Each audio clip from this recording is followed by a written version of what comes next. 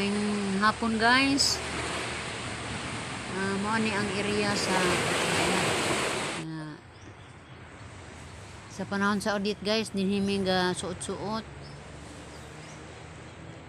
padung sa iyang mismong panimalay. Nanagan mi guys, di mi bakwits tungas kanipaan. Mga nipa nini tumba na, wa na makitig dalan og asa na dapit ani, suot-suot na mi tabi. Wa na mabaliha ang mga dagkong tuod sa nipa.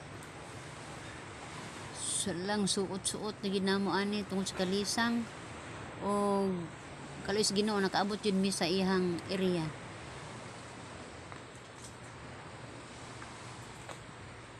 Arang lisura guys sa panahon sa bagyo o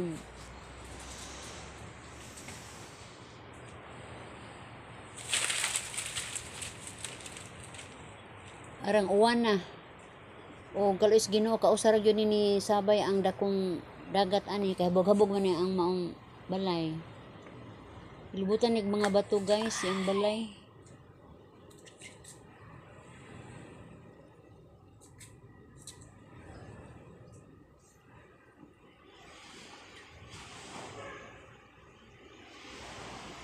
Arang paita.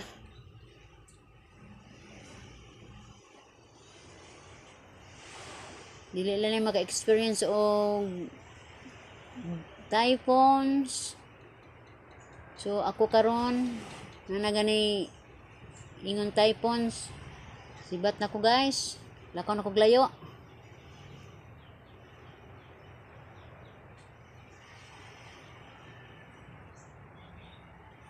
Dilibutag ba to guys ang maong bay, di ka angay mahadlok og ma-unload kay lapok man ni. Gi ko nagbato ang palibot ani. Apat suluyo.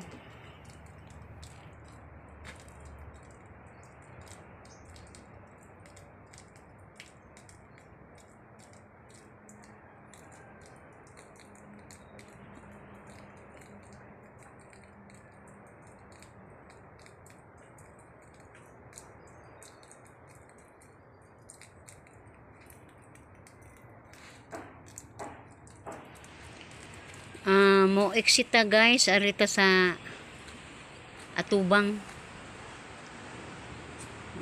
Gibuhatan nila og kuan bamboo bridge as atubang na sa ilang balay after bagyo guys. Money exit nila padong sa highway.